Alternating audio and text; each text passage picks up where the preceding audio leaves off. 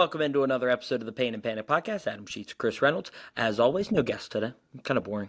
Chris didn't want to get a It's guest not today. boring, Adam. We I'll have blame us him. after a No, thrilling Thursday night football no, game. Bring the energy. No guest, no, but we still no. I prevail. want to blame Chris. Chris didn't want a guest today. I'll blame him. I Totally don't think wasn't my anyone would idea. record Thursday night football at midnight. Totally wasn't my idea. It was all him idea. I don't know why. Because, look, a lot of people, there's been a lot of pride. We'll go right into the Thursday night game, I guess. Niners upset the Rams 26-23 in overtime, and we should have had a guest today. You know why we should have had a guest today, Chris? My voice is slowly coming back. You know who else came back today? The return of the Mac. Mac Jones is back, guys. Mac Jones, I'll say it. When's the last time Brock Purdy threw for 325 yards against a playoff contending team? When's the last time that happened? I don't know. What, NFC Championship game with the Lions? Like, when's the last time that happened? Like, We're not doing this Brock Purdy debate right now. I know you love Mac, and he was great. And you know what? I will say, he is basically Brock Purdy with a little bit less scrambling ability. But they can both easily execute the Shanahan offense. He gets rid of the ball quickly, but I think Brock Purdy... Who's executing it better right now? I think Mac Jones has played better this season. Brock Purdy, though, has also... I'm not going to count the last game because clearly he wasn't healthy, so much so Mac they had Jones to bench played him again. the game, would they be 5-0? No, they would not. You think they would have lost to the Jags with Mac Jones playing quarterback? Yes. Why? You don't believe in listen. the Jags? You don't believe in the Jags? I do. There I'm a are some Jags fan. magical backup QB runs. And I think Mac is a very competent QB. I know that you had him last year in the Jags. I thought he was great. Honestly, for a backup, I thought he was great. I don't think this game was really by Mac. I think it was their system of having the clock drained better than anyone. The Rams, who have this explosive offense, did not touch the ball in the first half. Puka Nacua still put up great stats despite barely being on the field. It was an amazing way to keep the other team off the field, and I think Mac Jones does it really well. I think if you gave Mac Jones the season and he was playing all the time, he would not look this good. But now here's my question. In 2 games, what's a respectable number of turnovers one guy can have for you to say they're playing well? I think there are quarterbacks like Jake Browning who try to throw the ball but cannot. And I think they don't care if they turn the ball over. There's also guys like Mac Jones, whose goal it is in that system to not turn the ball over because Mac Jones cannot light it up for you and do this amazing thing where he can win you a game with his throw, but he can do the thing where he doesn't lose you a game. I just want a number. I just want a number, please. How many turnovers can you have in 2 games? That would be bad. I would say 4 is bad. So 5 would be bad in 2 games? Is that true? Because Brock 5 Purdy would has not be 5 ideal. turnovers in 2 games. He's been hurt both of those games. He was hurt that week 1? he got against hurt. Seattle? Are you talking about last week or no? Well, last week he had 3, and he had 2 against Seattle. So Last week he was definitely hurt, and he got hurt the first game so he had to miss week 2. So why'd he play? Because he's trying out to there. be He's out there gotta for play. his team, He's man. out He's there. trying to be out there for his team. Baker was held to that standard when he was playing bad in Cleveland. No one gave him the pass. His shoulder was off his body. Cleveland held him to that standard. They're not a great organization. They gave up on him. Look at him now. He's doing great. I think Cleveland should not be the example for teams to follow. The Niners are lucky that Mac Jones got them this win today. Because if they would have lost, everyone would have been freaking out. So why did Brock Purdy rush back in a meaningless game against an AFC team across conference and then be able to miss a game on Thursday night? But guess what? Maybe Shanahan knew we need Mac Jones on Thursday night more than we need Brock Purdy on Thursday night. So we're going to make sure Brock plays against the Jags because we need to win on Thursday, and Mac gives us the best chance to win on Thursday. And he did. Mac Jones gave him the best chance to win today. Absolutely. If that were the case, I don't think the Niners would have given Brock Purdy all that money this offseason. What, did Kyle Shanahan give him the money, or did John Lynch and the ownership give him the money? Kyle Shanahan had to be very on board with giving Brock Purdy that money. You don't think that the ownership right now is thinking, man, if Mac Jones can do this with absolutely nobody, we're not even talking about the Shanahan offense. Where was Juwan Jennings? Where was Brandon Ayuk? Where was Ricky Pearsall today? Where was George Kittle today? Like, they had nobody. They had nobody out there. There are some extreme upsets. And this one is one of the biggest upsets, and I had to pay the price for it. Truly, just missing their top 3 receivers of wide receivers and Kittle, so their top 4 best pass catchers. They still won this game, and they did not give up the ball to the Rams. And they kept them off the field. Over 300 yards. It was amazing, Adam. But I will not overreact. If this was our Week 1 episode overreactions, I would jump in.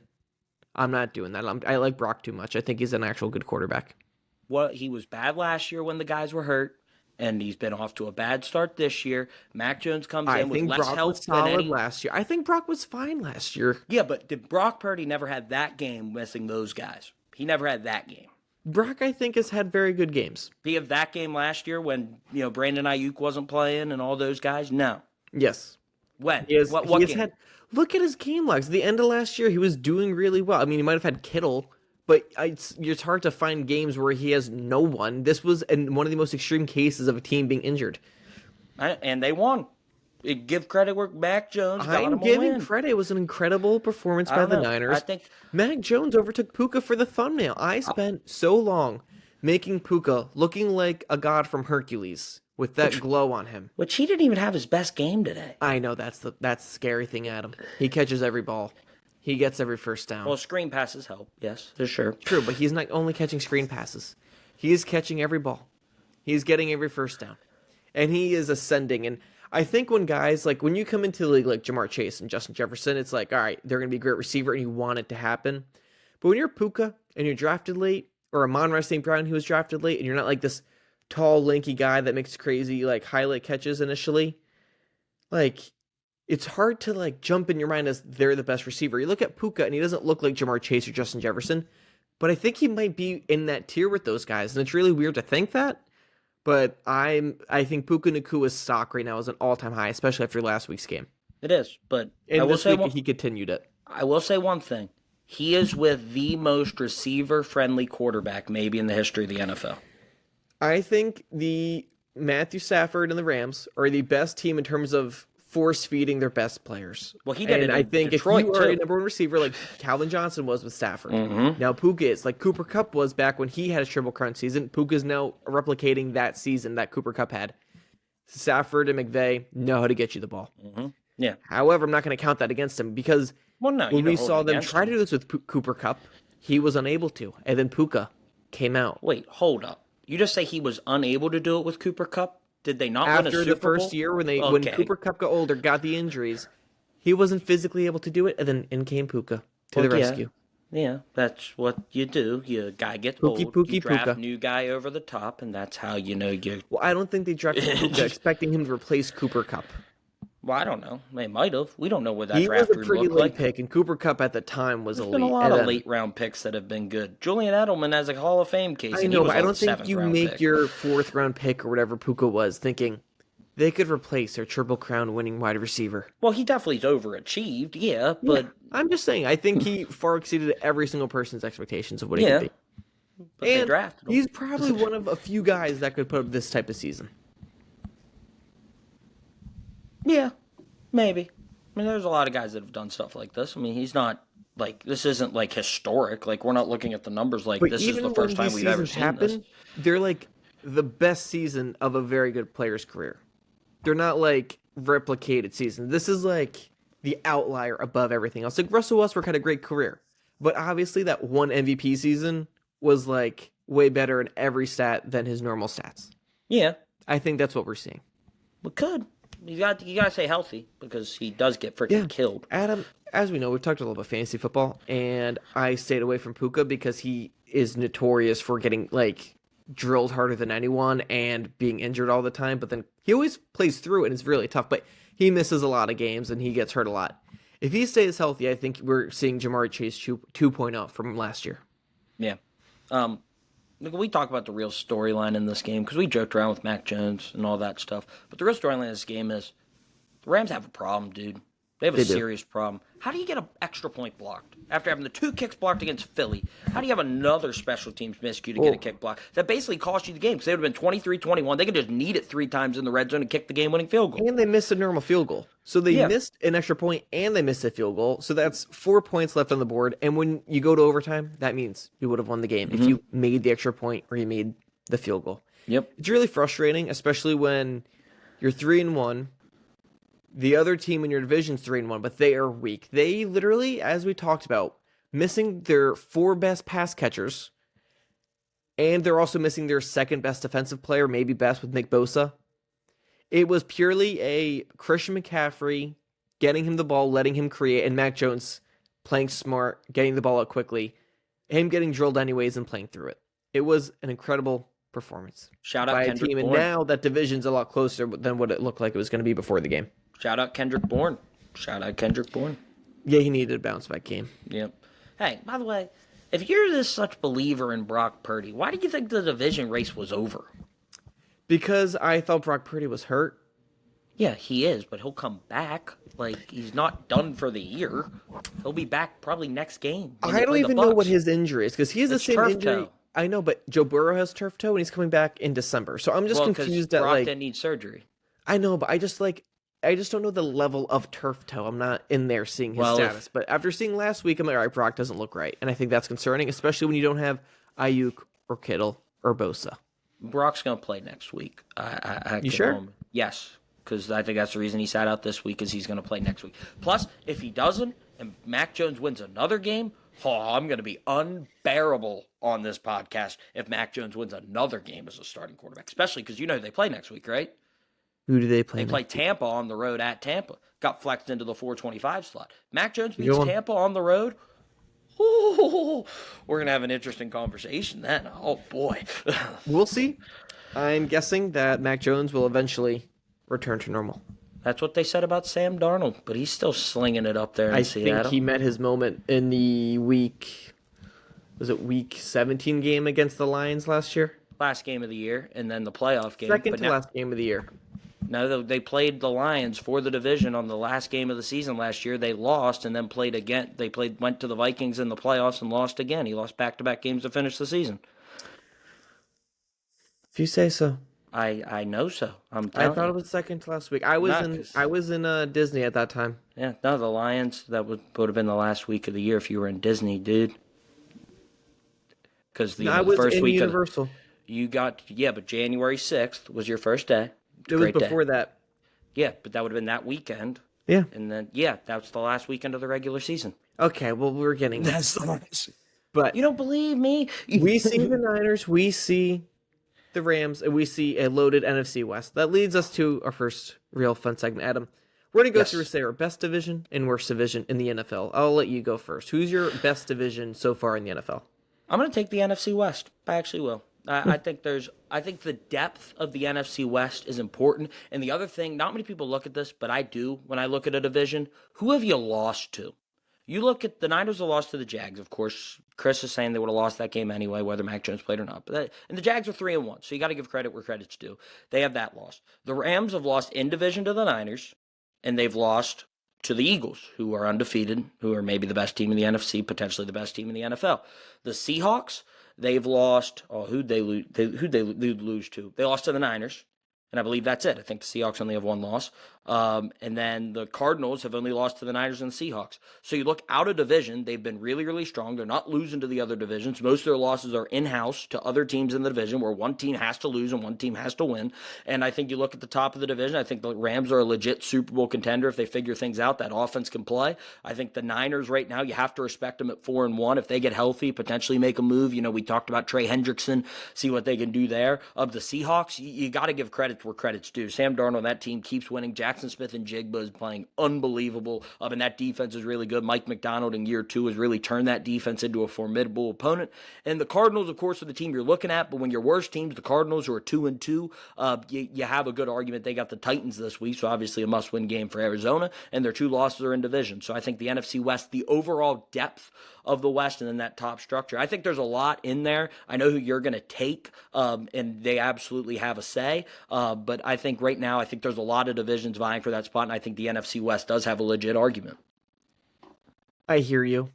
I think, in my mind, the NFC West has a bunch of... Well, I think the Rams are a legitimately really good team. And I think the Niners, though, right now, I think are more towards the middle, who pulled off an upset today. I think the Cardinals are slightly below average. And I think the Seahawks, I'm still trying to figure out. And I know they've looked good. It's really hard for me to trust Sam Darnold. I trust the defense, and I think they're especially great at home. I have a hard time with Sam Darnold. So I think in my mind, it's like, okay, 2 teams I don't really trust. 1 team I would trust, but they're hurt. But the Rams, I think, are really good, but we just saw the Rams lose to one of those middle teams. So it's a little confusing for me. I think that's a good pick. I probably would have picked them at the beginning of the year. However, I'm going to go with a different team. And honestly, I thought I was going to go with the AFC South. We talked a lot about the Broncos and the Chargers, but every big team has now That's lost one of those games. Like the that's Chargers lost to the Giants. So I don't want to that's pick them anymore. hold up. That's the AFC West. Just to What did I correct you, say? you said the South. I was like the Jags. Oh boy. I And was there's like, about 5 times today where I've said the wrong words. And my mom's like, "Do you but mean this?" And I'm the like, you got "That's me what I up. said." Jags have the best division. Oh, you almost got me No, excited. You almost got me no, I excited. did not. But what I meant to say, the best division in the NFL right now, I still think it's the NFC North. We look for different teams every year, but I think this team just remains at top of the league with not only the top talent, but even their middle talent or their bottom talent is still average at worst. The Bears are 2-2, and although at times they don't look good, at times they do look really good when they seem to figure it out. That is the worst of the division. I'd rather have them than the Cardinals, for example. Then you look at the third worst team. You could argue is the Vikings right now with Carson Wentz, but J.J. McCarthy when he's back. They took a hit in Ireland, but I will say is if you're playing at the 9 a.m. game overseas, I don't put as much stock in there as it What was about with the normal game. what about Sunday Night Football at home against the Falcons? That was bad. Yeah, That was bad. yeah. But then I think they're still a really good defense. I think J.J. McCarthy will figure it out. I think he has some growing pains, but I still think they're both good or average at the very least. Then you have the Packers, who I know they're struggling now, but they were looking so good at the beginning. I still think they're a playoff team, and I think the Lions are just a juggernaut. So you have that juggernaut at the top. I think the Packers could be a juggernaut, and then you have two teams I think could be fighting for a wild card. Whereas in the NFC West, I think it's going to be the division winners, probably the Rams, and then maybe two playoff teams, and then one team clearly out of it. I think at this point, I don't see how you can distance the Bears and Vikings from the Seahawks and the Cardinals. I just don't think. I The just don't see Seahawks, how I you think, can are do in it. that tier. It's really the Cardinals for me. Really hurt me last week. We did a podcast right after that last Cardinals game, and I was so upset seeing the fact that the Cardinals coming off of a loss came out and dropped another dud where they do nothing for 3 quarters. I'm watching Penn State's offense all over again. No. Nothing. 3 quarters. Just runs that mean nothing. Little passes that get you 2 yards. And in the fourth quarter, they open things up and they score. But I'm tired of watching it. I'm done with the Cardinals. Their defense isn't good. Their offense doesn't fit. Kyler is not really throwing even the ball that much. And he just seems like they're not even using him the right way. And now I'm looking at it, Kyler's older. Honestly, kind of sneaky old. He's not actually old, but like Kyler's probably not going to be scrambling as much as he was, so he can't create, and they're just not clicking. So I'm Yeah. kind of out on the Cardinals. But now, if you look at it, you did this to the Eagles, so I'll do this to you. Are the Bears not a blocked field goal away from being 1-3? I would say when it comes to the Bears. No, I don't want to say the Eagles though are 3-1. I'm just saying that means they're the same level as the team they lost to. Was my point. So the Bears are the same level as the Raiders, who you don't think the Raiders are good. I think that Raiders game. No, I think the Raiders are either great or terrible. I think they just vary every game depending on how Gino plays. In that game, they were playing really good because Genti carried them, honestly. What about the Lions game? Like you can lose, but lose Okay, it you could 52 look to at one individual 21. game, but when you're actually looking at two teams who I think are clearly matched up together, who are playoff teams like the Rams, the Eagles who have played each other, I think it's a little different than a random Raiders-Bears game. Well, that is it's the Bears, and then you look at the Vikings need that huge fourth quarter to win. Their Week other one. wins, the other wins against Jake Browning, who so we're not like you're gonna put a lot of weight into that. They lost to Aaron Rodgers. I think every week the Bears are going to get better the more they mesh with their new coach, find their offense. Caleb is still young. I have hope and reason to believe the NFC North is getting better with these young quarterbacks. I don't think Kyler is going to figure it out at age 29. All right, you're out on Kyler. We heard it here first, guys. The Chris biggest is out on Kyler fan there is officially out on him. Yeah, but and However, then also, Trey McBride is still my favorite. also, you mentioned the Viking struggles. Is there a quarterback that played for the Vikings, maybe in the NFC West, that threw for 4,000 yards and 40 touchdowns last year and led the team to a 14-3 record? Was there Can't one? think of any. Was there one? Because I don't know. Joshua Dobbs? I don't know, but they're 3-1. His team's 3-1, and the Vikings are 2-2. Let me know when you figure out who the quarterback is. Sam Darnold. That'd be the guy we're talking yes, about. of course. Yeah. Really good quarterback. No, I think he was kind of carried by the coaching there. But anyways, now to our worst division in the NFL. Adam. There's been a lot on my mind here. And I don't think they're the worst division in the NFL, but I have a gripe with this division. And it's the AFC East. Just have a gripe with them. Look, the top's really good. They might have the best team in the league, the Buffalo Bills. The Patriots are okay. They're 8-9, maybe 9-8. But I just have a real problem with the Jets and the Dolphins. I just have Yeah. a real problem with them. That bottom of the division is so bad. Most teams have one team down there. There's another division I'm sure Chris is going to mention because he likes to throw his team under the bus that has two teams down there too. But like, it's just, and the fact that the Bills, when you look at their schedule, how easy it is, and it's like, my gosh, and that's like, oh, well, they do get to play the Jets twice. They do play the Dolphins twice. They do get the Patriots twice. And then all their other big games are at home. Yeah, it's just, I don't think they're the worst division, but I'm just going to put them here because I really have a gripe with how bad the bottom of that division is. And it's like, you want a true contender in your division for like the top dog to have to fight with. Makes it fun to watch. They're trying to make the Patriots that. I don't think they're that yet. Maybe eventually when Drake May continues to develop, but yeah, I'll put the AFC West at the worst just on the simple fact that they're really making me upset. I think what's also frustrating with those teams is the Jets and Dolphins are always on prime time. So we have to watch their misery. Yep. Like, the Panthers are never on prime time. So even though they suck, we don't have to bear witness to this terrible event, which is Bryce Young playing quarterback. However, I've seen Tua play more than probably like most quarterbacks in the NFL because he always seems to be on prime time. We just watched again the other day. The Jets are on prime time. It's just like, no one wants to watch them. This week, the Patriots get prime time against the Bills, sure, but like, we just had a Bills-Dolphins primetime game. Like, we did a whole primetime draft, drafting the worst games, and most of them involved the Dolphins, Jets, or Patriots. So, Yep. I'm with you there. Obviously, the answer, the favorite every year, once again, retaining its title, the NFC South. The AFC South has been in competition, but the Texans, for a while, were kind of like with the Bucks level, and then you could argue like the Jags or the Colts weren't actually as bad as like a Saints team.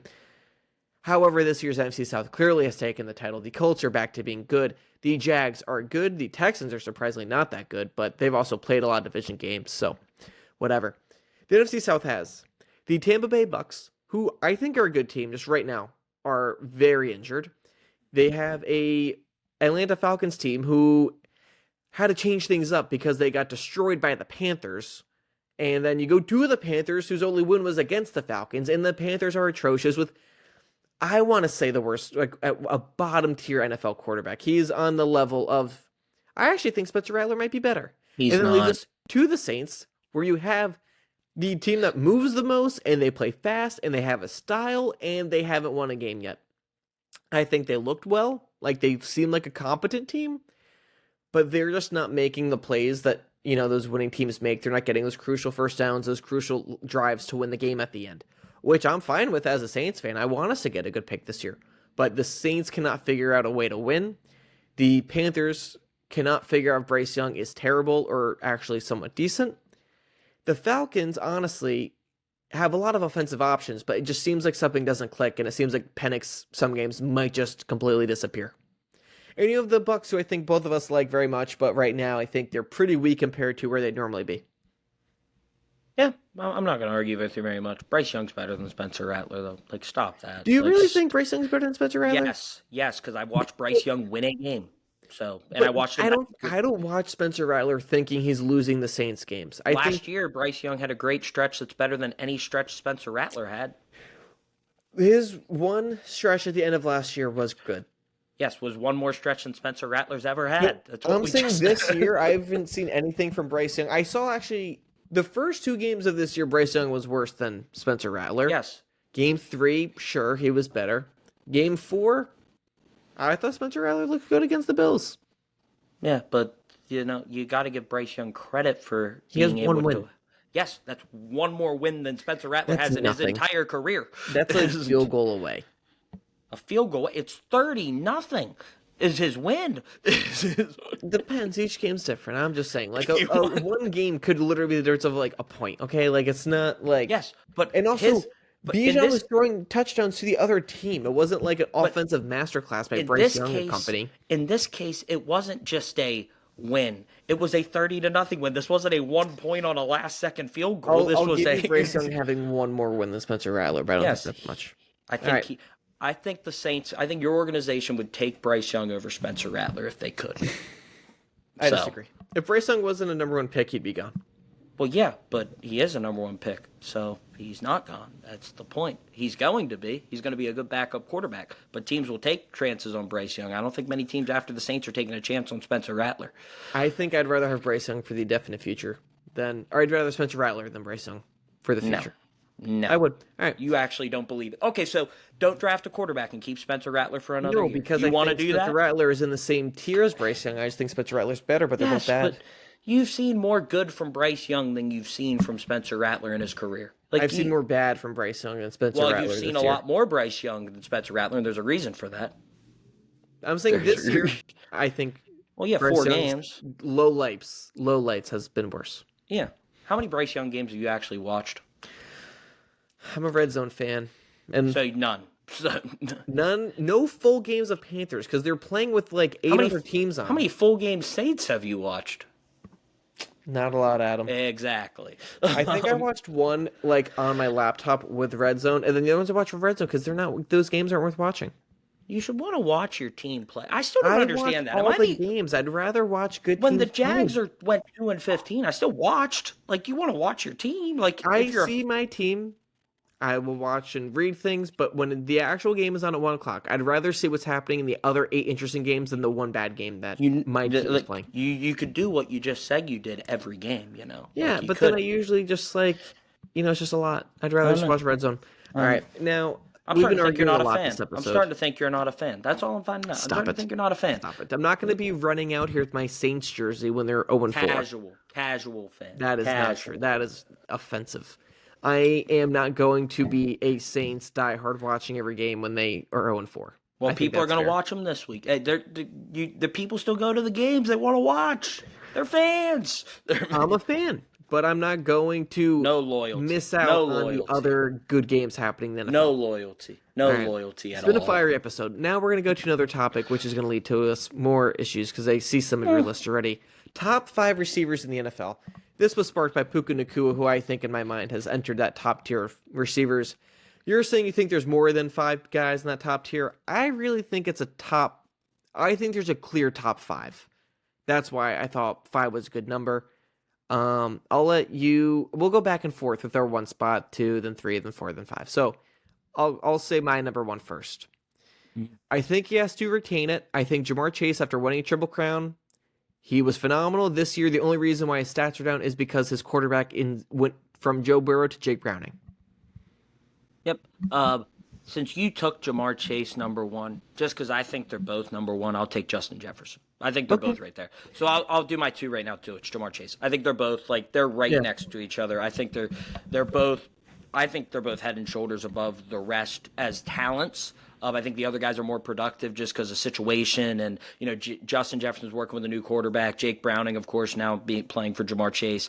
So but I think those guys are the clear 1-2 in the league. I agree. Jefferson was my 2, and I think both of those guys, like we said, the quarterback situations this year are not conducive to good stats. And however, I think if we were going out in the yard and going to play football, we're both taking those guys before anyone else. Yeah, if you had to redraft all of them, those 2 guys are going 1 and 2. And I also like that they're different styles. Justin Jefferson's more of someone who could get up there and has better hands, but Jamar Chase is so good after the catch. Where, a little different styles, which I appreciate. I like having some different type of receivers out there. Yeah. All right. So we have the same 1 and 2. We might have a different order, but we both agree they're at the same level. Number 3, I'm going with Puka Nacua. I think we've seen him at this level. I think when you can produce stats like this, it's not a system thing anymore. It's system and talent that can feed a guy, that can force feed this guy. He has great hands. He's made some incredible catches on the sideline too. It's not like that he gets open and it's right to him. He's making great catches. He's getting open. He, I think, is the most important player to his team of any of these receivers, which I value. So I think I have him now at number 3. I probably would have had him 5 or 6 going into the year, but I think we've seen enough. He's my number 3. I'm putting asterisks here because these guys aren't my number 3, but I do want them mentioned. I'm going to name 2 NFC East guys. CeeDee Lamb, of course. He's hurt, so I don't have him in my list right now, but he's obviously phenomenal. He's been great for the last few years. And also Malik Neighbors.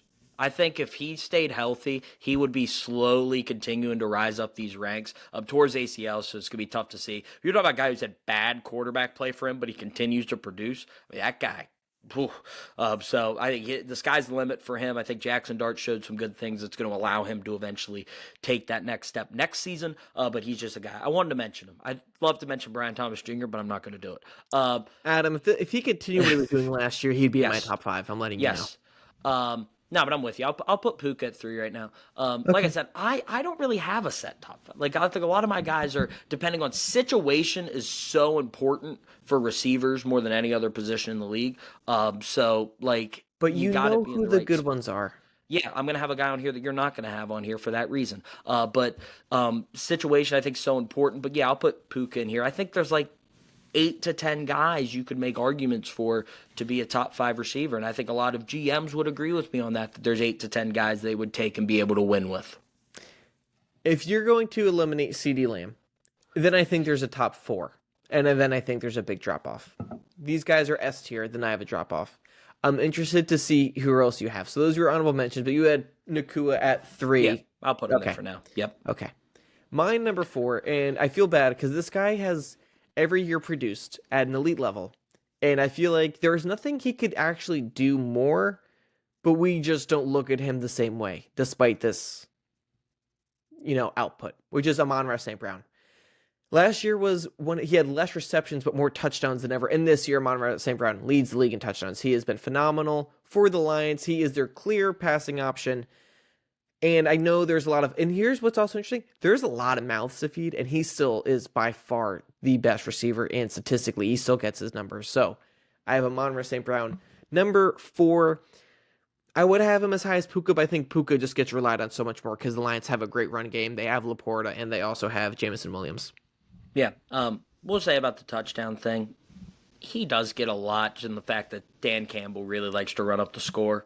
Like Yeah. he had a lot in that 52-21 game. Like Had 3 so touchdowns sometimes that game. They do force feed him when they get the chance. So To be fair, that's why, they have a great run game. And Yeah. it really inhibits it would inhibit his stats. But this way, him running the score lets everyone get their stats. Yeah. So look, it'd be boring if we had the same top 5. I know who your 5th is because you kind of already mentioned them because you think there'd be a clear top 4. I have a if we different took- one if we're going to eliminate CD Lamb. Oh, if you want to, okay. But you would add CD. So I said, Yes. like I said, I have a lot of guys. So I want to just name some different guys so we can talk about different guys. Because Name me some different guys, Adam. Name me some different agreed guys. Too. I'll go with a guy you've been complaining about him all year because they don't give him the ball enough. How about AJ Brown? Okay. 2 things. AJ One, I don't complain about AJ Brown. I complain about the Eagles not giving AJ Brown the ball enough. That's what I said. consistently. That's what I was talking Yeah, so about. I don't Him not complain getting the about ball. AJ Brown, but yes, I complain about the situation. AJ Brown, when healthy, is like DK Metcalf, but like a more polished football player. But he has like that big size where he can catch it over anyone, just push dudes because he's bigger than them. I think that's extremely valuable. I think that's awesome. However, when you're averaging like 2 catches a game, I can't put you in the top 5. And I think that's what's different is like, you might even like worry about these guys like production wise. I never once really been worried about Justin Jefferson, Jamar Chase. And I know partially just I have a fantasy football brain. I've never once questioned starting Justin Jefferson, Jamar Chase, Amon-Ra St. Brown, Puka Nacua. I would question it now with AJ Brown. See, but like my point for that would be, I think it's system based. You put AJ Brown with the Rams or the Chargers or the Chiefs, even like he would be putting up numbers. Like, plus he still puts up numbers. Like, this is the first year with the Eagles where his numbers are down. Like, he's always had over 1,000 yards, a bunch of touchdowns. Was near the top of the league in touchdowns last year. So I'm not going to overreact with the way the Eagles are playing because I don't want to knock AJ Brown off the list because Kevin Patullo hasn't figured But out you how to can't call the game. reward someone to like, what are we basing this off of now? Like, what if he just can't get open as much? Because they're trying to get him the ball last game and he couldn't get Well, there. I asked before we started if we were doing now, because if we're doing now, Quentin Johnston has an No, argument. I'm not saying like right now, but like this season. Not like how they've played the season, but like taking them today. I would think that AJ Brown, honestly, like I would like to see him be a monster for a few games before I'm giving him like that level of Hey, talent. I think he deserves our respect because of guys who've done it. Like it's not like he's never done it, like or he did it 1 year. Like he's done it his entire career, and this is the first time we're seeing some sort of step back.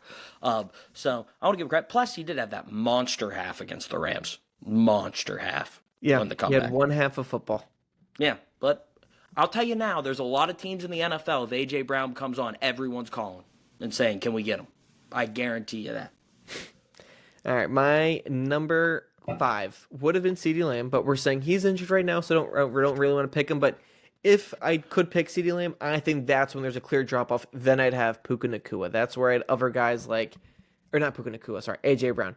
The later we do these episodes, more mistakes I'm going to make. But if I had to pick someone else to be in my top 5 of who's healthy, Adam, and they can't be a tight end.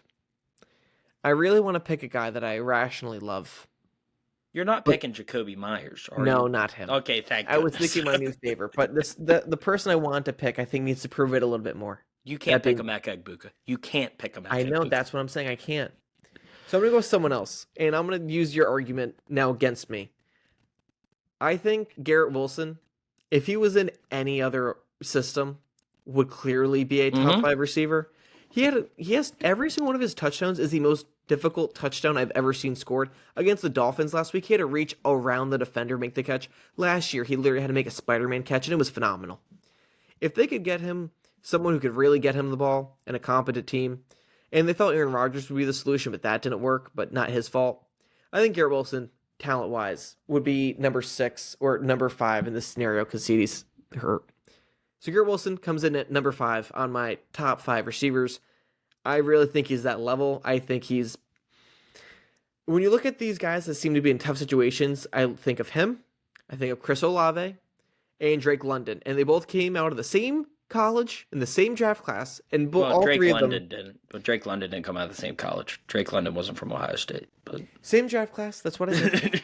And then I was thinking of JSN, so it's confusing. But JSN yeah, actually has had a better, he's had a more crowded don't say room. too much. Don't say too much. Don't say too much. JSN has had a more crowded receiving room, was what I was going to say. Well, no, Olave and Garrett Wilson have been more of the guys, but their quarterbacks have been so bad. Yeah, I agree. I don't like that you can now use the A.J. Brown argument for Garrett Wilson, but when I did it for A.J. Brown, it was wrong. But Because anyway. I think Garrett Wilson shows flashes despite his QB being bad. AJ Brown's not getting the ball. Garrett Wilson's getting the ball and having to It's make incredible 3 catches. games. It's been 3 games. 4 games.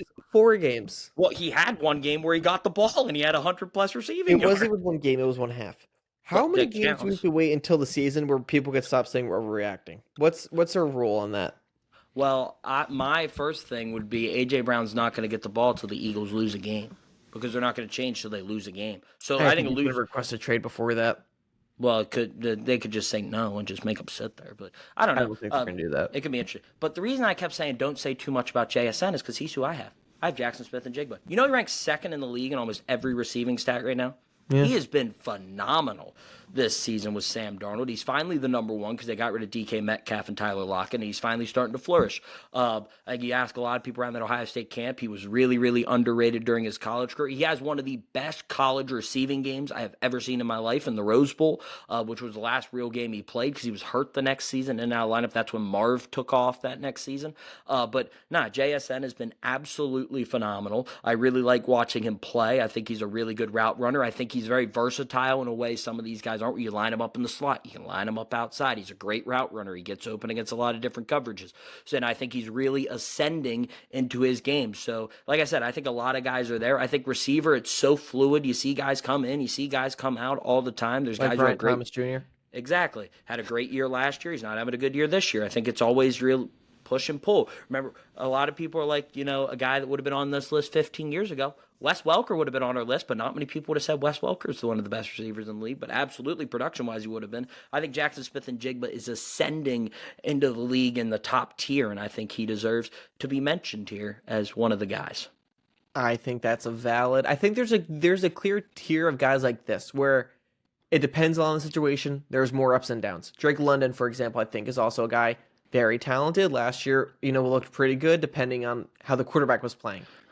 I think he's in that tier. I think I thought Olave could be there, but right now I'd have Olave tier down just because of the fact that Yeah, I he's thought been. you were actually going to go with Olave over Garrett Wilson. I I honestly was a want little to go with surprised. Olave, but the one thing that concerns me is if Olave gets hit in the head, he could be done any day. Yeah, And that's that's my true. two argument. But I think Olave still plays really well when he's out there. Um, I don't think there's anyone else really worth mentioning. I think I think there's one who hasn't played a lot, and it's all his fault. Well, last season wasn't his fault, but this year is. Rasheed Rice is an interesting one. He just hasn't been no, on the field. But you no. talk about a guy when he's on the field. I mean, and he's got Mahomes, and just saying, we haven't seen it in a long time, so you can't put him on the list. But he's a guy I would watch out for when he gets back out there. Watch out for Emeka Egbuka next year. He will be on here. Now, Adam, we're gonna go on. And we're going to go Okay. to our upset of the week. You took the lead because you actually picked a big boy upset, and I do some baby Yeah, because upsets of like I'm 1.5 a points. man, Chris. I'm a man. I'm 23. I'm a man. I'm 22. You have me beat. I'm You still want me learning to from you, big bro. you want me to go first? Yes. Okay, so we're both 2-2. As Chris said, though, I lead. I have 8 points. He has 6 points. Because last week we both won. How about that? We've all won in the same week. We've all lost in the same week. So it's kind of. But I had the Jags over the Niners, which was plus 3.5. Chris had the Bears at 1.5. So I got an extra 2 points for my pick this week. They worked for me in week 2. They are my Super Bowl pick. They're on the road, and I'm going to ride with them. I'm taking the Bucks, traveling to Seattle to knock off the Seahawks. I like Baker Mayfield in these spots. I like the way they fought back. They did not play well against the Eagles with nobody playing, but they fought back. They had a chance to win it in the end. They didn't do it, but they had a chance, ended up losing by 6. I'll say they lost by 8. I mean, the Eagles gave the safety on the last play of the game, so they really lost by 8. But I like what I saw from the Bucks. The Seahawks had the long week, so I mean, you have the rest. You're at home. It's not going to be easy. I think this is going to be a really close game, but I like the 3.5 here because, field goal either way can help me with a cover. And of course, I mean, if I have the Bucks winning the NFC, I mean, I think they should be able to go on the road and win this game. Injuries do concern me, but I'll ride with my boys from Tampa. The Florida boys have worked for me. I'm 2-2 in upset picks, but I'm 2-0 in picking the state of Florida, so I'll ride with them. Adam, I really like that pick. However, even I wanted to take it. Then I realized why I took Seattle in our weekly picks. Because Baker Mayfield is throwing to Emeka Egbuka, who I love. But besides that, the team is very injured. Hey, Chris And Godwin did not look bad last week. But also, Bucky Irving probably not going to play. He was last Yeah. seen in a boot and crutches. Not a good sign. I like Rashad White, but he's not Bucky Irving. And then I'm looking at this week. I really cannot find a lot of teams I like. I'm looking. I don't like any of them. And at first, I was going to take the Giants to beat the Saints. And then I remembered Jackson Dart is still a baby. He's going into New Orleans. And I really think the Saints want to get their coach a win. I think they look too good to still be winless. This is their one chance. I think they're going to come out firing. So I'm actually going to change my pick on the spot. And I'm going to take a team. And Chris, just I'm get going to there, go man. against my rules, Adam. I'm going to pick probably the worst team I've seen. I'm taking the Tennessee Titans to beat, or to, they're down, the Cardinals are favored by 7.5. 7.5, Adam. I Yeah. do not think the Cardinals are capable of winning a game by more than 7 points. Even against the Panthers, and even week 1 against the Saints, they make the game close when it doesn't have to be. Anytime they play a bad team, they're good for 3 quarters, then they stop trying in the 4th. Anytime they play a good team, they are bad for 3 quarters, and then they're good in the 4th. I do not think the Cardinals will win by 7 points. I think the Titans are terrible. I think they're the worst coach team in the league. I think Cam Ward, though, shows that he's not bad. I think the defense is solid. I think Kyler Murray probably throws like 2 touchdowns, and the team wins like 21-17, but the game's close. Playing for the cover. I like it. I like just getting on the board. And I if it like ever it. happens where the Titans win, that's some points for me. I like it. I like it. That's a big. You're going for a 7-pointer there if an outright win. 1 point for a cover though. So Yeah. no, I don't mind that pick. I wouldn't have taken it because Cam Ward did kind of say, I'm gonna level with you, dog. We ass is what he. That's a quote. That's a quote.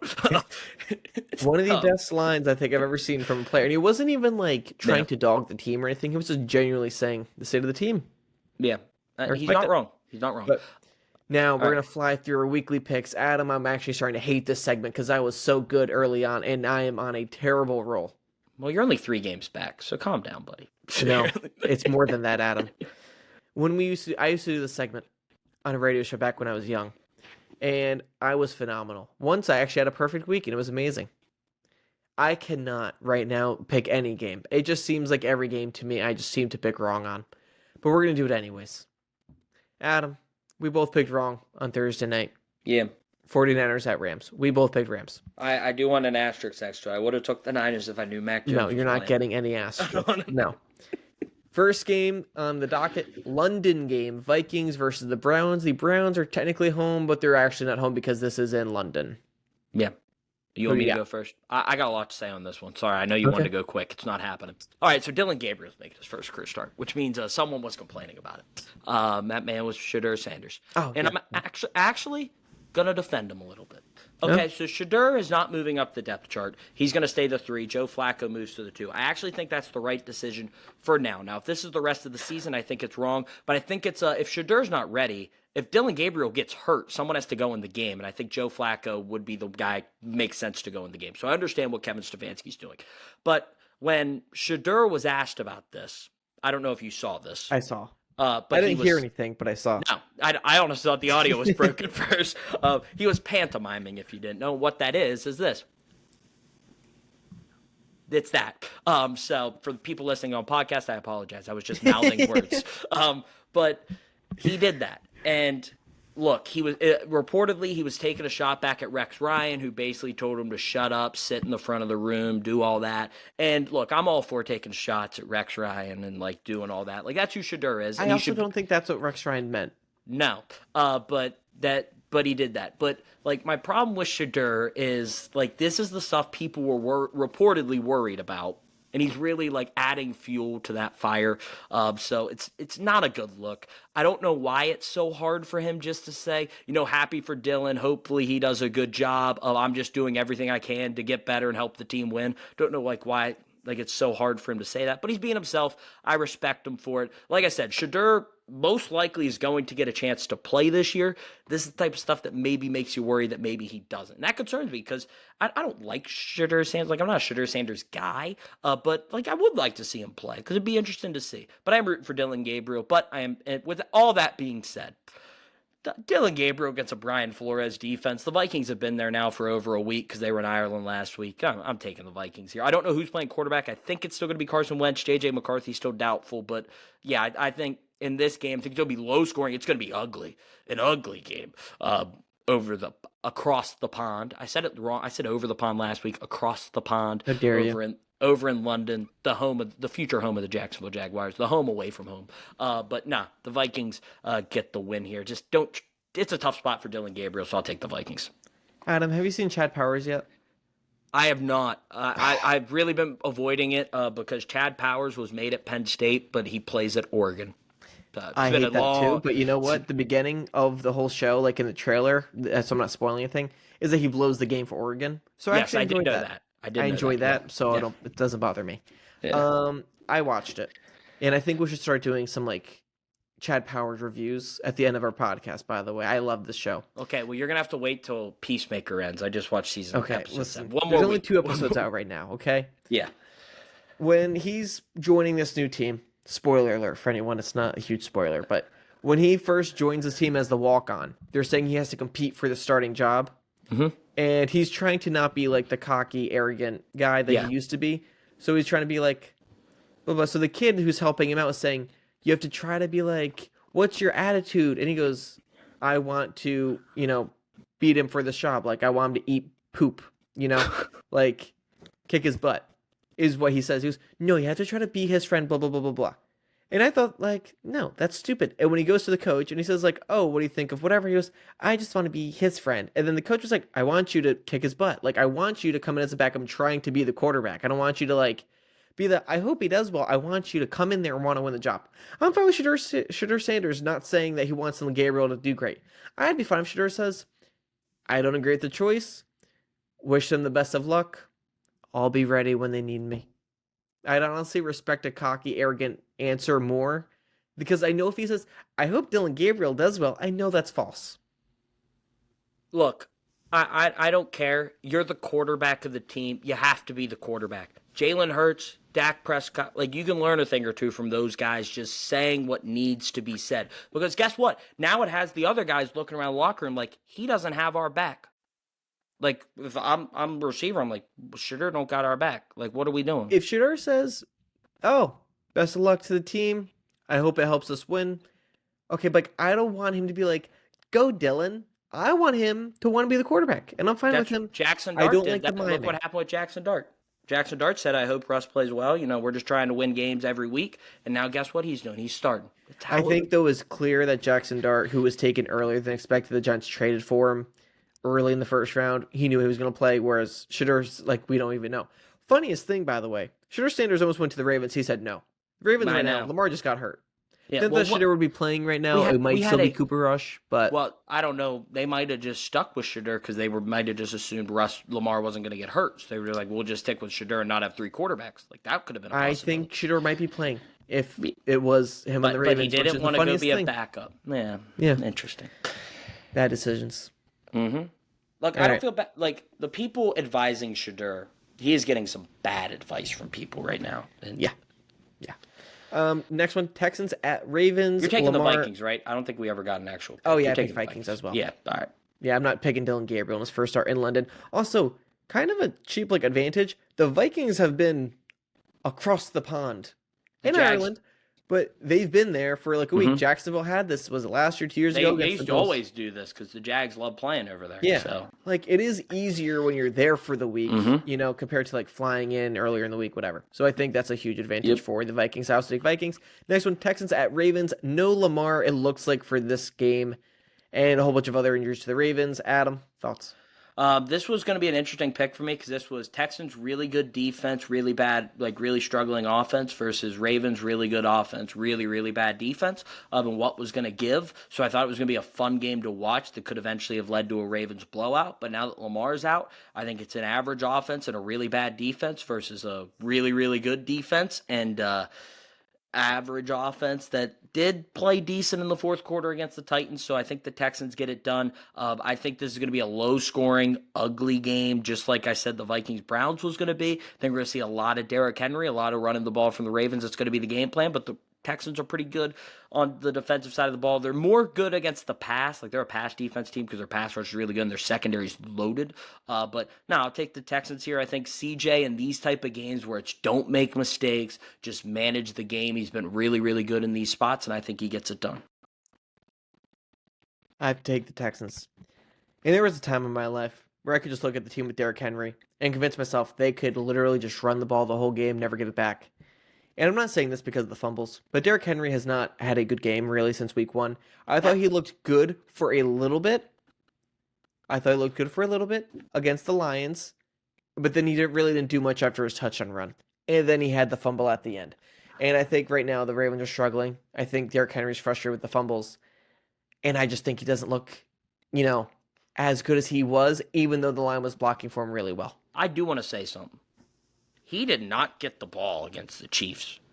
They had 4 carries for 32 yards on the first drive and then didn't get the ball the rest of the game. He's averaging 5.8 yards per carry this season. He's getting yards per pop. They're just not giving him the ball. I don't know if it's a trust thing. I don't know if they're trying to manage his load because he's older and trying to be well, we need you in the playoffs so we can't overuse you. So maybe they are just going to let him run this week. I don't know, but yeah, it's been weird on their usage of him. It's been way up and down. He's either used a lot or he's not used at all, and it's a weird. Yeah, I think after that Bills game, he has not really had a Derrick Henry game like we've seen. And even though his yards per carry might be fine, he's just not being used the same, and I think he's not performing the same. I think both of which are true and fair. Mm-hmm. Yeah. I'm a little concerned. I think if there's ever a time for Derrick Henry to come out and be like, I'm still here, I can still carry a team offensively, because he used to do that for the Titans. Yep. I think this would be the week, because I know the Texans have a really good defense, but if he could come out here, I think it'd be a lot for Derrick Henry. Well, also Lamar most likely missing this week and potentially next week. They play the Rams next week. It's going to be hard to fall to 1-5. You need to win one of these games. It's going to be on the back of him. Yeah, I agree. All right. I'm going to let you pick first in this one. Giants Saints. Yeah, I want to let you pick because you're the Saints fan on this show. You're loyal. You're a Saints fan, Chris. So who do you got?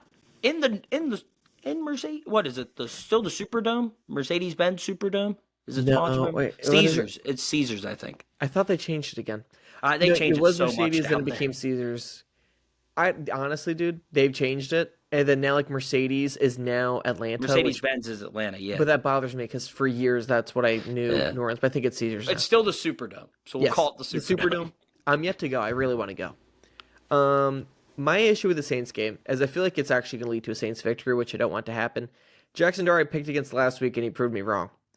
But the Saints are playing really fast. They get the ball out quickly, and the Giants don't have a good secondary, but they have a great defensive line. But the way you combat that pass rush is by getting the ball out quickly before they can get to you. And the Saints do that better than anyone. I think that goes the Saints' favor. Defensively, the Saints have never once been able to stop a running quarterback. That has never been something they've been able to do. They might be the worst defense I've ever seen at that, but new defensive whole scheme. Dennis Allen, who's there for years, was then their head coach. He's finally gone. Josh Allen last week, though, had a huge run that blew the game for the Saints, honestly, but they hung in there. I think they want to win. I think they want to get a win for the coach. I think they're one of the few winless teams remaining. They need this win. I think the Saints are going to be the Giants, and I feel like that should be a hot take, yet somehow the Saints are favored, which I don't like the Saints ever being favored, but I do think they're the more complete team, especially with the Giants not having Malik Neighbors. Their best options are Wan'Dale Robinson and Darius Slayton. I just look at the Saints. They still have Chris Olave. They have Rashid Shaheed. They have Alvin Kamara. And they still have a lot of vets on defense who are smart and maybe not super fast and athletic to get, a running quarterback like Jackson Dart, but they could still make their mark felt. And Jackson Dart, extremely reckless. And I think sometimes it's going to hurt him. So you're taking the Saints? Yes. Means you're going to have to change the graphic, Chris. I know. I So tried writing it down ahead of time so I wouldn't change my mind, and then I did that twice so if far you're going to today. do that, well, then I might as well take the Giants. I initially had the Saints. I was going to take the Saints, but now that you're taking the Saints, I'm like, I don't know, man. Plus, we have way too many common picks this week, dude. So I'll take the Giants now. Jackson Dart did play well, and I think this is a huge game for Jackson Dart and the Giants because they have to win. Because they play on Thursday night against the Eagles. Newsflash, probably not winning that one. Yeah, but no, I'll take the Giants then. If you're going to take the Saints, I'll take the Giants on the road. Thank you. I appreciate it. And yeah, I just realized I need to change the graphic on Sunday. If that was the case, I would have just kept my pick. Anyways, next next game. Broncos at Eagles. I feel like it's going to be another good game. Adam, did we see another ugly Eagles win? So this is a big one for you because neither of these fan bases like you very much. I'm at least they do beloved. I'm beloved in Philadelphia. I'm gonna roll with my boys. I've been riding with Jalen Hurts all year. I've been riding with Saquon and the boys. I think their offense might get going. I think this is gonna be a game. It's gonna be ugly because it's an Eagles game, and both these defenses are good. Like the Broncos' defense has been great this year. Their offense has let them down a little bit, but their defense has been really good. But I think the Eagles get it done. I trust Jalen Hurts in these spots. He doesn't turn the ball over. He doesn't have a turnover all year. And Bo Nix has been a little reckless. He's turned the ball over, I believe, in every game this season. I know he turned it over once in the 28-3 win against the Bengals, but he's been a little reckless with the ball. I think the Eagles will be able to jump on that. Plus, games in Philadelphia, that is a tough place to play. So give me the Birds. Yep. I'm going to take the Birds because I think they're going to win by a field goal. I think they're not going to throw the ball unless they absolutely have to. I think they're going to have an ugly game. I think it's going to be terrible. And I think they're honestly not playing great, but they're going to win every game because they can with that offensive line, with that running game, with the tush push. Give me the Eagles. I do not want to watch this game. I do think a loss could be a blessing in disguise for them because I think it would change the way they play. Agree. But I don't think they will lose this week. Next one, Cowboys at Jets. Adam, this is a weird game. I want to take the Jets so bad. I want to take the Jets so bad, but this is such a Cowboys loss. Listen, here's my concern with this game is that the Cowboys defense is so bad that anyone could score in them. This is really putting it to the test with Justin Fields. So much so, I'm contemplating starting Justin Fields over Drake May this week in fantasy football. Wouldn't be a bad play. But the Bills' defense hasn't been great either. So. I know, Adam, but Justin Fields against the worst defense in the league so far. It's really tough. But if the Jets can't score here, you really just have to kind of give up on Fields. I think you they really already do. have. I think this was a 1-year rental anyway. So They signed him for 2 years. well, yeah, but it's not a lot of money. It's a decent It's bit of money for Justin well, Fields. yeah, but you realize that's probably all front loaded to where it's not guaranteed in the next year, and they can cut him for nothing. I don't know if that's true. They, I don't know. They did I not don't know. invest in an insane amount of capital in Justin Fields. Um, I think they kind of gave him a big deal. Give me the Jets, not the Jets. Oh my gosh, My Adam, it is goodness, too late for me. I'm so sorry. Give me the how Cowboys. it's not even that late, buddy. Oh, I'm I had to trying to wake find. up before 10 a.m. today, Adam. It was a rough day. I woke up at 6:30, buddy. Sorry, I'm trying to I get I Justin woke Fields' up at contract. So 8:15, and to me that was like insane. it was 2 years, 40 million, 15 million signing bonus, 30 million guaranteed. Um, so about That's a 50. lot of money for Justin That's Fields. that's really cheap, Chris, for a starting quarterback in the But he's NFL. not really a starting Yeah, quarterback. but He's a Daniel backup Jones, I quarterback. think, is getting more than that. Like, I don't think Daniel Jones is getting more than that. I don't know. Now I gotta look at another one. I Hold really up. think this is the ultimate test for Justin Fields. If he can't even at least score a lot of points, no hope.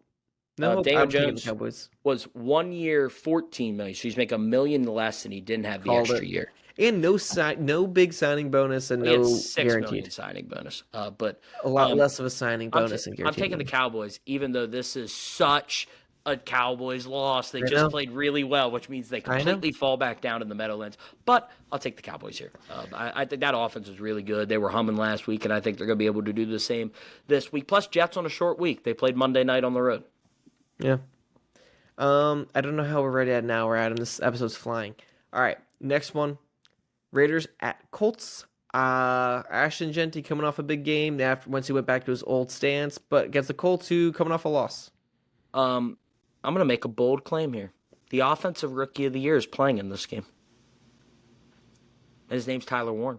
Oh, okay. I thought we were going to say Ashton Genty for a second. I was like, Adam, there's think no way you're taking there's a Genty. chance because there aren't many offensive rookies playing well. Because I think Ibuka probably going to take a step back. When Mike Evans and Chris Godwin and everyone's there, he's probably his usage is going to go down a little bit. He's getting like 4 catches a game. Well, yeah, that you're now you're starting to make my point that maybe he's not But going I'm saying to. it's just when he gets the ball, he does more Yeah. with it than anyone else on the team. I Plus, think it's hard. It's hard for a receiver to win offensive rookie. There haven't been many recently. I know the big deal when Justin Jefferson won it over Justin Herbert. I think that was a big race. Jamar I might have think won it. normally a quarterback steals it, but considering there is no quarterback really in discussion, unless Yeah. Jackson Dart is He could. electric. He could. He's the only guy that could possibly take it away from Egbuka or Warren, in my eyes. Genty can get there if he does this again. Yeah. Like he's got 130 yards. If he does that, and he gets up to averaging about 80 to 90 a game, like he could get there. But no, I think Tyler Warren has the opportunity, especially if the Colts keep winning and they're in contention, and he's a big reason why. But I'll take the Colts here. I don't want to. This feels like a Raiders sneaky upset because they're playing really bad, and they played decent last week and lost by 1 on a blocked field goal. But no, I'll take the Colts here at home. The Loud Hoss is a tough place to play. Also taking the Colts at home because they lost last week. If they won last week, maybe I'd feel you with the Raiders upset. It just seems like this seems like a weird game. I don't want to. I think it's going to be one of those at the end. It's going to come down to a field goal. But give me the Colts. Next one, Dolphins at Panthers. An absolute amazing electric game, Adam. I wanted to take the Panthers here. I really Me did. too. Because last time they played at home, they were great. They won 30-0. No, I'll take the Dolphins here. Look, Tua, he's not playing great.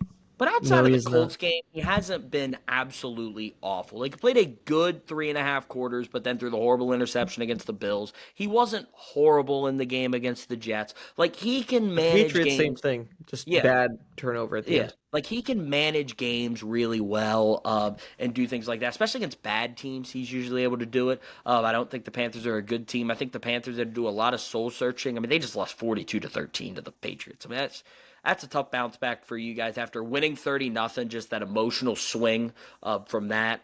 So, yeah, I'll take the Dolphins here. I'm not confident in it. I don't really think either of these two teams are particularly good. But, I will take the Dolphins. Give me the Dolphins because I think they have something they do well, which is getting the ball quickly out to their fast players. I don't think the Panthers do anything well. So, give me the Dolphins, and I actually am really low on the Panthers. I don't know how they beat the Falcons, to be honest with you. Also, I know they lost Tyreek Hill, but they still have more talent. Yes. I was watching Tyreek Hill highlights from his amazing year. Tua was just launching the ball to him and making like great throws. I forgot how good he was. We were discussing this, with our friends, and we were saying like Tua back then was like a top 10 quarterback. I honestly forgot he used to be able to throw the ball Yep. like that. He was great that year. Really Yeah. good. And then they fell off because the weather got cold, and then they lost to the Chiefs in Yeah. that playoff game. This one you already gave your pick, Bucks at Seahawks. You picked the Bucks to upset, and I'm going with the Seahawks because Buccaneers still missing some guys, and also it's in Seattle. They do have a really good home field advantage, and I think this game could go either way, Yeah. honestly. But Seahawks at home, I think they see the Rams lost. I think they're gonna be really fight for the division We'll say, you said Seahawks tough place to play. They have one loss this year. That loss came at home. So, yeah. against who? Seattle, Brock Purdy. Brock Purdy's one win this year came That against. was week one. I think a lot of weird things happened week one. Oh, yeah, totally. All right. We would never react to week one, Adam. Dang right. I wouldn't. You would. I'm fine. I'm We not. I would, didn't we would overreact. not create an episode only about week one overreactions. I'm standing on business. I'm still sticking with that Broncos pick. I'm standing on business. Titans at Cardinals. Even though I picked the Titans for my upset, the spread is 7.5. So I'm still going to take the Cardinals to win. Boo. Boo. But I picked Boo. the Titans because I think they're going to cover. Adam, your pick. That's weak. That is weak. Put your money where your mouth is, buddy. I did. I picked the Titans for the upset pick. That's weak. That is weak. Take them to win the game. Take that outright win. No. Scared. You're scared. I am. I'm taking the Cardinals because I still believe in them. You're going to throw. Every time Chris throws someone away, I hop back on. He threw away Mac Jones early in the year. I grabbed him back, and I'm living I didn't well throw right away now. Mac Jones. You I thought said Mac was Jones playing better than Trevor, and then when he was coming in for Brock, you're like, I don't trust him. And I'm like, okay, because you remember I convinced I you don't to take trust Mac Jones to be this like And team I- going to the playoffs, but I think and Mac I'm Jones is a right- very good backup. I'm raking back in. I'm taking all the Mac Jones stock, and I look good right now. I'm doing the same thing with Kyler. I'll start raking back in. Plus, I think I did pick the Cardinals to make the playoffs before the season. So, Did you? they're 2-2 with 2 losses to the Niners and the Seahawks. Those are 2 good losses. So then they beat up on the bad teams, and they beat up on another one this week. I don't know. I just don't think they're ever going to need to win a game they need to. 425 games. First one, Commanders at Chargers. Jaden Daniels is going to play. Terry McLaurin is not. I trade Terry McLaurin to fantasy because I'm out on that guy. Man, I think he's okay. It's been a weird start to the year. When you hold out and then the quarterback gets hurt, it's a weird And then he gets mess. hurt. Yeah, it's just I like, just don't want to touch him this year. well, Bad no, vibe. no, I'm not out on him forever, but this year it makes sense to, if you're fantasy purposes, get rid of him. I have a making book. I don't need anyone else. I'm taking the Chargers, and I have literally no confidence in this. Their offensive line is in trouble, like serious trouble. Yeah. Like Joe Alt's out, Rashawn Slater's out. Like it's not looking good. So I mean, I think their Super Bowl hopes that were really high early in the year are slowly dwindling back down with some injuries. But I will take them to win at home here against the Commanders. First game for Jaden back. I think it's going to be a slow return. And I think the Chargers got to get that taste out of their mouth for that tough loss to New York. We saw last year when Jaden was hurt, but he was playing through the injuries. He just did not perform the same. The Commanders were not winning as many games. And if he can't run the same, there's just a huge, less scare factor with the Commanders. I would love to take the Chargers easily. But their strength was their offensive line. They have 2 of the best offensive linemen in the league, both of which are hurt. That's a big problem for them. Herbert kind of returned to the old Herbert that we know. I do really like Omarion Hampton. I think Quentin Johnson's been phenomenal. I think Keenan Allen's been great. Ladd McConkey went from the best receiver on the team to the 3rd best receiver in the team. I'm going to take the Chargers as well. What If what Jaden did you can run, just though, I'm do? scared. What did you just do with your voice? I had a hiccup. Yeah, Um, okay. But no, one thing also, we were saying 2 offensive line. Mekhi Becton's also been out for him. Mekhi Becton was great for the Eagles last year, so that's been a tough loss for them as well. They brought him in. He was really bad at tackle, but then he got to the Eagles, became a guard, and he's been really good at the guard position. So Yeah. they've lost him, which has been tough too. I've had that hope with Trevor Penning for years now of him being better as a guard than tackle, but we'll see. Most guys are. Most guys are. Lions at Bengals. Once again, what could have been a great offensive battle is now Yep. nothing that I want to watch. Give me the Lions by 1,000. Yeah, this is usually the game the Lions absolutely annihilate their opponent, and it seems like that's going to be the case in this one as well. One thing, the Bengals potentially could end up with one of the top picks in this draft. It'd be interesting to see where they go, but I didn't get to say this. You should really start watching Oregon games. Just going to let you know now. Oh, Adam, during that Penn State Oregon game, it took me about 2 drives to be like, this is going to be the receiver, the quarterback the Saints take because Dante this Moore kid is is this good. kid. So before it, I was listening to who was it, Todd McShay? Yeah. He was talking, saying like the Oregon QB is like the best passer of the football Hmm. right now, and I was like, oh god, that doesn't sound good for Penn State. I watched that game. The moment the game was over, I thought, cool, he'll be the Saints quarterback. I think they wanted Nussmeier. He's an LSU kid. Parents have the Saints connections. I don't think they are going to take him anymore No. because of the problems he's having in college. Yeah. I think the Oregon kid could ball, and I think he's going to be the Saints quarterback. One worry with Dante is he might not come out because he is a redshirt sophomore. He's really young. So there is the chance he might just go back for one more year to collect some of that Nike NIL money. But yeah, no idea what his decision's going to be there. But if he does come out, be the guy I'd take number one right now. Or, Bo Prabula's draft eligible. Just saying. I don't think is Bo going to go to the draft. He might. If he keeps playing the way he is last couple weeks, they did blow out UMass.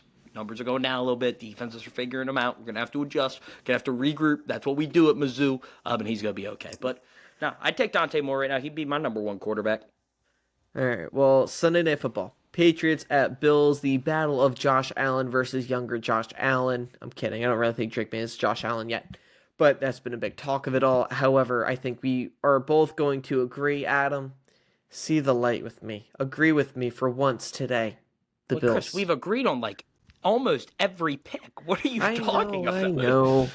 Yeah, but no, the Bills are going to win this game. I like Drake May is playing really well. Like people aren't forgetting, like Drake May is playing really well.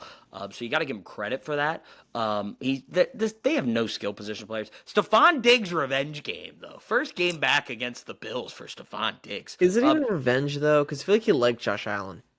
Whoa, what were you watching? I was watching him tell him on Thanksgiving how much he's thankful for him. That was he was a like very saying, messy exit, dude. the exit I think was messy, but I think he had a good time. Well, yeah, because Stephon Diggs led the league in receiving time, so I mean he was getting his numbers, but then he stopped getting his numbers and he wasn't real happy. So it was kind of a relationship by you help me, I'll help you type of situation. But now, it is a revenge game for Stephon Diggs, so it could be interesting. Also, I saw the stat of Drake May and Stephon Diggs have the highest completion percentage when targeted of any duo in the NFL right now. Weird, but they do. So, but I'll take the Bills here to win this game. I think the Patriots could keep it close. It could be a fun game to watch, but the Bills are going to win. Yep, I agree. And lastly, Chiefs at Adams' alma mater. Alma mater. I live in central Pennsylvania, buddy. Adam, you're a Jags fan. You're basically from Jacksonville. Yeah. Duval. Duval. That was. Who do you got? I'll go second here. Who do you got? Give me the Chiefs. Give me the Chiefs. Give me the Chiefs. The Chiefs, I think, figured out something, and Xavier Worthy looked good. I thought he would look limited considering his arm was like almost torn off from its body, but it looked pretty good. When does Rashee Rice come back? Week 6. He has 6-game suspension, so this is game 5, so he has one more game after this. Lions game, I think, is next, and then he's back. Yeah. I think the Chiefs need to really just hold water probably to these 2 more weeks. I think they're going to go just Xavier Worthy, do your best. We're going to give him the ball a lot, let him run. Travis Kelce, I think, has been extremely disappointing, honestly. I think he's been better than last year, but he's not the same. But I think Worthy looks good. I think Tyquan Thornton has actually been really good, a great speed threat for him. Yeah. It's fair, and I'm the Chiefs guy on the podcast. This is really gonna hurt, because that's the team I picked the Chiefs to win the Super Bowl. I did. I picked them to beat the Bucs, so I'm all in on Kansas City. And I was ready to pick the Chiefs today. It would be the first time I picked against the Jags all year, and they should be 4-0 if you think about it. The Jags should be 4-0. They should have beat Jake Browning and the Bengals. They gave that game away, but they're 3-1, and they're hosting the 2-2 Chiefs. And I was ready. Coming into Jacksonville, I thought the Chiefs would win, but then I looked. And do you know what day this game's being played on? I do not. It's Monday, October 6th. That's a birthday for somebody. Trevor Lawrence was born on October 6th. It's Trevor Lawrence's birthday. And I'm like, oh, man. Like, are they really going to lose? For the last time he played on his birthday, they won 37-34, and he played great. So, like, is they really going to lose on his birthday? I don't know. Trayvon Walker's hurt. I'm like, I don't know. And he got surgery on his wrist today, and they're like, he might play on Monday night. I'm like, whoa. Wait a minute. Oh, wait, the Devin Lloyd, AFC Defensive Player of the Month? Oh, wait a minute. what's going on here? Oh, there are a lot of good things coming up Duval. And they got him at home. And Liam Cohen's fighting other coaches. He's fired up. He's ready to rock. Andy Reid says something sideways. Better watch out. Liam Cohen's coming. He's coming. He's here. So, with all that being said, I guess I won't pick against him. I'll take Jacksonville. I can't pick against Trevor on his birthday. This is my early birthday present for him. I'm picking him to win the game. Let's go. Let's go Jacksonville, baby. Monday Night Football. Monday night was one of the last two Monday night games they played are two of the worst losses I've had to watch as a Jags fan. The Bengals lost with Jake Browning when Trevor got hurt when they were 8-3, and Trevor got hurt and then the season completely fell off the rails. And then last year when they lost like $1 million to 7 to the Bills in Buffalo. So we're getting it back this week. It's either it could just be another tough loss. But I mean, I'll go with my heart. You picked the Saints, so credit to you. You initially had the Giants, but you did pick the Saints, so I'll pick my team. I'll roll with the Jags. Plus, I'm up 3 games. I have games to play with. So Okay, that was mean. I respect you for picking your team. I think if the Chiefs weren't grooving right now, I could agree. This is extremely low confidence. High on vibes. Like, okay. I can already picture it in the locker room post-game. Shad Khan comes down. Tony Khan's there. Liam Cohen's there. They're singing happy birthday to Trevor. They give him the game ball. Beautiful story that's going to be playing when the Jags go 12-5 and then inevitably lose in their first playoff game. But it'd be a fun story to watch. Yeah, I don't see it. But you know what, Adam? I've been so wrong about the Jags this year. I think I'll give you this one. Look, I could see how you could be right. I'm not going to poo-poo on this. I will let you take them and just encourage you. I think you're going to be right. But I got to ride with them. At least this week. I'll probably ride with them the rest of the year. Because, it's like a sickness, man. It's like just when I get out, they pull me back in. It's how I feel about the Mets, and I feel like that's how I felt about the Saints the last 3 years until I fully embraced this. Mets mention, which means we can talk quickly about baseball. No, now when we're an hour 16 in, we were by far our longest episode. Chris, they got to know why I'm not going to be here.